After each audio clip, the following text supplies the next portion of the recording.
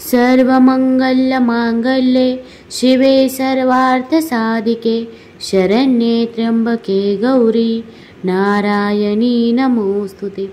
शारदीय नवरात्र संपून आता दसरा सुरू होईल। दसऱ्याचा दिवस उजडला की आपली लगबग सुरू होते, ती म्हणजे दसऱ्याच्या पूजेची। मग सरस्वती यंत्र आपण या दिवशी काढत असतो, तसेच आपल्या घरातला तोरण लावत असतो, गाडीला देखील आपण फुलांच्या माळा करत असतो, पूर्ण घर हे सजवत असतो। मग देवीची विधिवत आपण पूजा देखील करत असतो। तर सरस्वती यंत्र कसे काढावे, तसे आंब्याच्या पानांचे तोरण बनवताना तुम्ही हा एक उपाय जरूर करावा की ज्यामुळे आपल्या घरामध्ये सुख समृद्धी शांती लाभेल।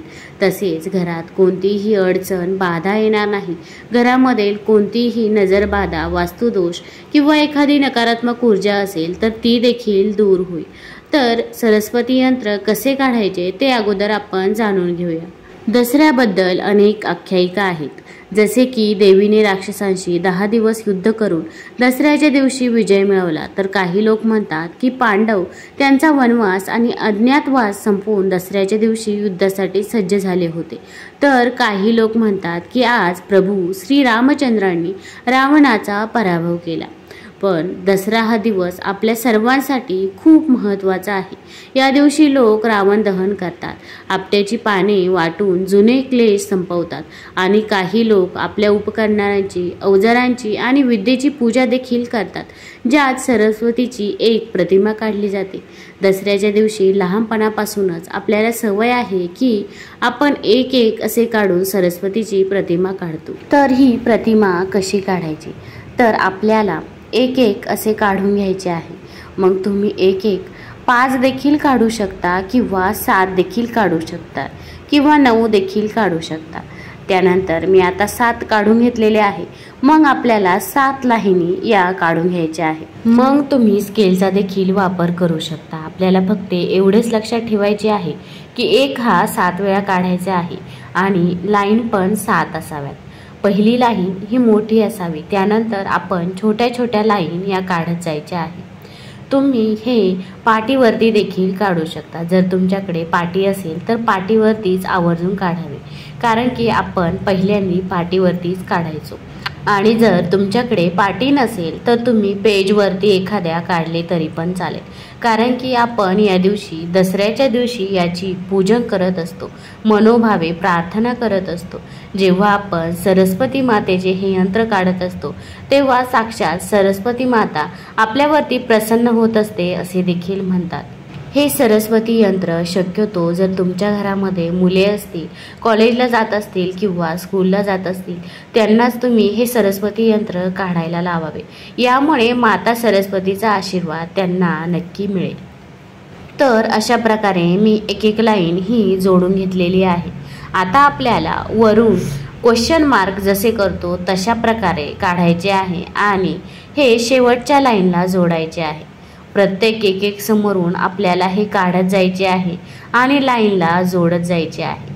मग ज्या 7 लाईन आहे त्यांना पण आपण असे जोडायचे आहे। अगदी साधी आणि सोपी पद्धत आहे ही सरस्वती यंत्र काढण्याची। तुम्हाला जर आणखीन पण काही पद्धती माहीत असतील तर त्या पद्धतीने तुम्ही सरस्वती यंत्र काढले तरी पण चालेल। तुम्ही एकदा काढले सरस्वती यंत्र तर तुम्हाला दुसऱ्या वेळेस आपोआप काढायला येऊन जाईल। तसेच आपल्याला या दसऱ्याच्या दिवशी एका पद्धतीने आंब्याचे तोरण बनवायचे आहे की ज्या पद्धतीने आंब्याचे तोरण बनवल्यामुळे आपल्या घरामध्ये सकारात्मक ऊर्जा ही संचारेल, तसेच आपल्या घरामधील वाईट बाधा आहे ती देखील दूर होईल। ज्योतिषशास्त्रात आंब्याच्या झाडाला मंगळाचा कारक असे वर्णन केले आहे। हा मेष राशीचा वृक्ष मानला जातो, त्यामुळे शुभ कार्यात त्याची पाने वापरणे शुभ मानले जाते। त्याशिवाय पूजा पूर्ण होत नाही असे देखील म्हणतात। घराच्या मुख्य प्रवेशद्वारावर आंब्याची पाने लटकवल्याने प्रत्येकजण घरात प्रवेश करताच घरात सकारात्मक ऊर्जा हे आणत असते। आंब्याची पाने पाण्याच्या कलशातही वापरली जातात। कलशाच्या पाण्यावर आंब्याची पाने ठेवून नारळ देखील ठेवला जातो, हे देखील शुभ मानले जाते। यज्ञवेदी सजवण्यासाठीही आंब्याची पाने वापरली जाते। तसेच आपण मंडप सजवण्यासाठी आंब्याच्या पानांचा वापर केला जातो, कारण की ते शुभ असतात। वैज्ञानिक दृष्टिकोनानुसार आंब्याच्या पानांमध्ये मधुमेह बरा करण्याची क्षमता असते। कॅन्सर आणि पचनाशी संबंधित आजारांवरही आंब्याची पाने फायदेशीर आहे. आंब्याच्या रसाने अनेक आजार देखील बरे होतात असे म्हणतात. तर आपल्याला या उपायासाठी आंब्याची पाने घ्यायची आहे. मग तुम्ही 11 आंब्याची पाने घ्यायची आहे. आंब्याची पाने घेतल्यावरती ती स्वच्छ धुवून घ्यावी. आंब्याच्या पानांना कुठेही छिद्रे नाही याची तुम्ही काळजी घ्यावी. आंब्याची पाने स्वच्छ धुतल्यानंतर आपल्याला 11 सफेद फुले देखील यासाठी लागणार आहे. मग तुम्ही सफेद जास्वंदीची फुले घेतली तरी पण चालेल. फक्त केवड्याचे फूल हे तुम्ही घेऊ नका. सफेद जास्वंदीची फूल घेतल्यानंतर दोरा देखील घ्यावा. त्यानंतर आपल्याला 1 आंब्याचं पान आणि त्यानंतर आपल्याला 1 सफेद फूल हे ओवायचं आहे. असेच तुम्ही 11 पाने व 11 फुले हे दोऱ्यामध्ये ओवून घ्यायचं आहे. त्याचं तोरण बनवायचं आहे. मग 1 आंब्याचं पान आणि 1 सफेद फूल, 1 आंब्याचं पान आणि 1 सफेद फूल असे तोरण तुम्ही बनवून घ्यावे. आपल्याला हे तोरण आपल्या दरवाजावरती लावायचं आहे. हे तोरण बनवून झाल्यानंतर आपल्याला हळद घ्यायची आहे, कुंकू घ्यायचं आहे. मग तुम्ही त्या आंब्याच्या पानावरती कुंकू हे अर्पण करायचं आहे. प्रत्येक आंब्याच्या पानावरती कुंकू हळद अर्पण करायचं आहे. तसेच फुलांवरती देखील तुम्ही कुंकू हळद अर्पण करायचं आहे. आणि जर तुम्हाला शक्य असेल तर त्या प्रत्येक आंब्याच्या पानावर तुम्ही कुंकुवाने म्हणजे ओल्या कुंकुवाने स्वस्तिक हे जरूर काढावे. यामुळे आपल्या घरामध्ये माता लक्ष्मीचा वास होईल. घरामधील नकारात्मक ऊर्जा ही पूर्णतः दूर होईल. आपण कोणतेही शुभ कार्य असेल तर स्वस्तिक चिन्ह हे काढत असतो. तसेच घराला तोरण देखील लावत असतो. आपण दसऱ्याला तोरण लावणारच आहोत तर तुम्ही आंब्याच्या पानांचं असे तोरण हे जरूर बनवावं. आणि तुम्हाला झेंडूच्या फुलांचं तोरण बनवायचं आहे तर ते देखील बनवू शकता. मग तुम्ही दरवाजाच्या दोन्ही साईडने झेंडूच्या फुलांच्या माळा लावू शकता व दरवाजाच्या मध्ये तोरण लावताना तुम्ही असे आंब्याचे तोरण हे जरूर बनवावे. यामुळे आपल्या घरामध्ये जी पण काही बाधा आहे, जी काही वाईट शक्ती आहे ती पूर्णतः निघून जाईल. भरपूर वेळा असे होते की आपल्या घरामध्ये कोणी ना कोणी येत असते. प्रत्येकाचा विचार हा चांगला नसतो. प्रत्येकाला आपल्याबद्दल चांगलेच वाटते असे नाही तर काहींना वाईट देखील वाटत असते. मग त्यांची जी नकारात्मकता आहे ती कुठे ना कुठे आपल्या घरामध्ये येत असते.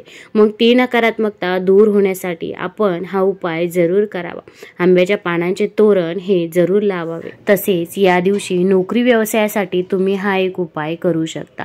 ज्यांना नोकरी आहे पण नोकरीमध्ये प्रमोशन मिळत नाहीये ते देखील हा उपाय करू शकता. किंवा नोकरीच मिळत नाहीये किंवा व्यवसाय आहे पण व्यवसाय हा पाहिजे तसा चालत नाहीये, व्यवसाय बंद पडण्याच्या मार्गावरती आलेला आहे, तर अशा वेळेस तुम्ही दसऱ्याच्या दिवशी हा एक उपाय जरूर करावा. आपण या दिवशी माता लक्ष्मीची पूजा करायची आहे. माता लक्ष्मीला आपण 10 फळे अर्पित करायची आहे. मग 10 फळे कोणती घेतली तरी पण चालेल. मग तुम्ही केळी घेतली तरी पण चालेल किंवा तुम्ही सफरचंद देखील घेऊ शकता. 10 फळे आपल्याला घ्यायची आहे. ती फळे घेतल्यानंतर आपल्याला ती फळे पहिल्यांदी देवीपुढे ठेवायची आहे. मग तुम्ही घरात जिथे दसऱ्याची पूजा मांडलेली आहे तिथे ती फळे ठेवली तरी पण चालेल. त्यानंतर तुम्ही सायंकाळी ही फळे गरिबांमध्ये वाटून द्यायची आहे. लक्षात ठेवा की गरजू व्यक्तीला जर आपण मदत केली तर त्याचे पुण्यफळ हे आपल्याला मिळत असते. त्यामुळे तुम्ही हे फळे तुम्ही गरिबांना जरूर वाटून द्यावे. तसेच आपण देवीला साहित्य अर्पण करताना ओम विजयाय नमः, ओम विजयाय नमः या मंत्राचा जप करायचा आहे. जेवढ्या वेळा शक्य होईल तेवढ्या वेळा आपण या मंत्राचा जप करावा. हा उपाय मध्यान्ह शुभ वेळेत केला तरी पण चालेल. नक्कीच प्रत्येक क्षेत्रात आपला विजय हा होईलच. असे मानले जाते की रावणाचा पराभव केल्यानंतर श्रीरामाने मध्ययुगीन काळातही पूजा केली होती. त्यामुळे आपण मध्यान्ह वेळेत देखील ही पूजा केली तरी पण चालेल.